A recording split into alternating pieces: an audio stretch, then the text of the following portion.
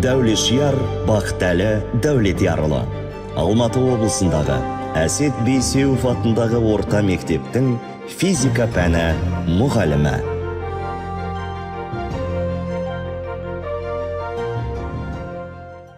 Менің балаларым ауылымыздағы қол жоқ адамдарға қол, аяғы жоқ адамдарға аяқ, саусағы жоқ адамдарға саусақ жасап берген оқушылар.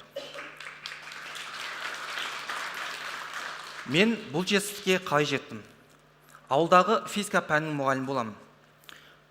7 жыл бұрын өзіме мынандай сұрақ қойдым. Оқушыларымның білім ғылымға деген қызығушылығын қалай арттырсам болады деген. Осы тұста кесте мен формула маған толық нәтиже бермейтінін түсіндім.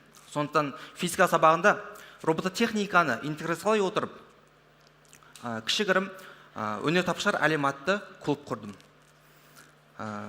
Клуб ашылды, бірақ ішіндегі құрал-жабдықтар жоқ болды, арнайы кабинет жоқ. Бірақ сонда да біз өзіміздің жобамызды бастап кеттік. Жақын жеңіл жобалармен, яғни мысалы автоматты қоқыс қабылдағыш, робот күнбағыс деген секілді жобалардан бастадық.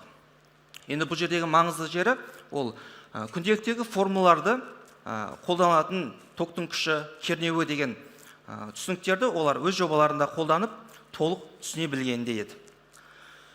Енді келесі қадамымыз бізде өмірдегі мәселелерді шешу мақсатында бастадық.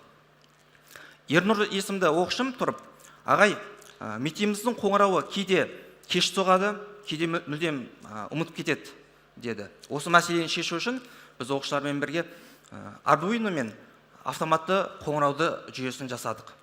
Жоба аяқталғаннан кейін Ернұр өзінің әлеуметтік желісіне осы жобасын таратты. Соның нәтижесінде ауылымызда 2 мектеп осы автоматты қоңырау жүйесін сатып алды. Көп ақша түскен жоқ, бірақ оқушылар өз білімінің нақты құнын сезінді.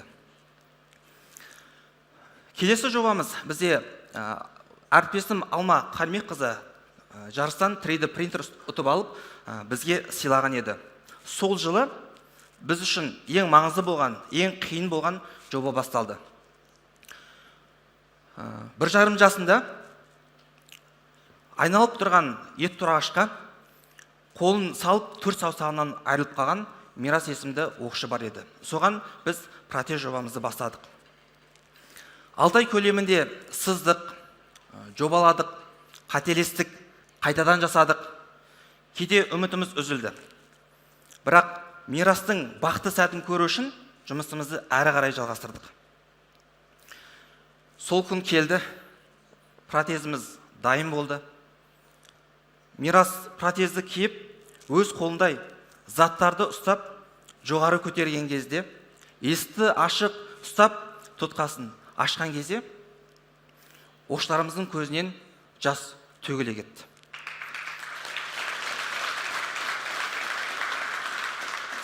Себебі бұл ұзақ еңбектің нәтижесінде Мирастың аз да болса арманын орындаған еді.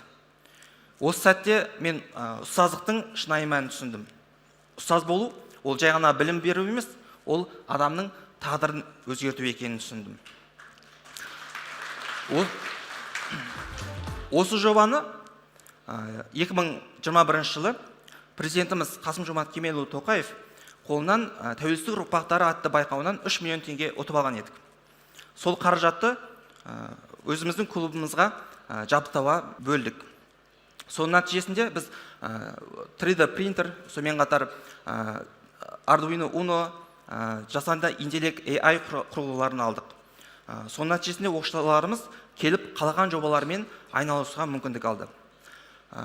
Нәтиже көп күттірген жоқ. Ауылымыздағы тұрғындарына жасаған жобалар пайда бере бастады. Мысалы айтатын болсақ, кішкентай кезден 5 саусағы өспей қалған қазақ тілі мұғалімі Ғалия деген апайымызға кішкентай заттарды ұстауға мүмкіндік беретін биомеханикалық протез жасап берді оқушыларымыз. Сонымен қатар оқыс оқиғадан бір аяғынан айырылған ауыл тұрғыны Дәулет деген бауырымызға аяғына арналған протезді оқушыларымыз өзі жасап берген еді. Бұл оқушыларымыздың үлкен жетістіктерінің бірі болды деп айтсақ болады. Құрметті әріптестер, осы жылдар мен екі нәрсені үйрендім. Біріншісі, кез келген нәрсені жасау үшін оған белгілі бір материалдық жағдай емес, ең бірінші мықты ниеткер екенін түсіндім. Екіншіден, қысқа мерзімді жобалар емес, ұзақ мерзімді жобалар, солар ғана оқушылардың тағдырын өзгертетінін түсіндім. Қазақтан Илон Маск неге шықпасқа? Ол ауылымыздағы кішкентай ғана шеберханада мұғалімнің сенімі нәтижесінде шығуы мүмкін. Және сенсек болды, өйткені біз сол сенімнің бастауы болған ұстаздарымыз. Рахмет сіздерге.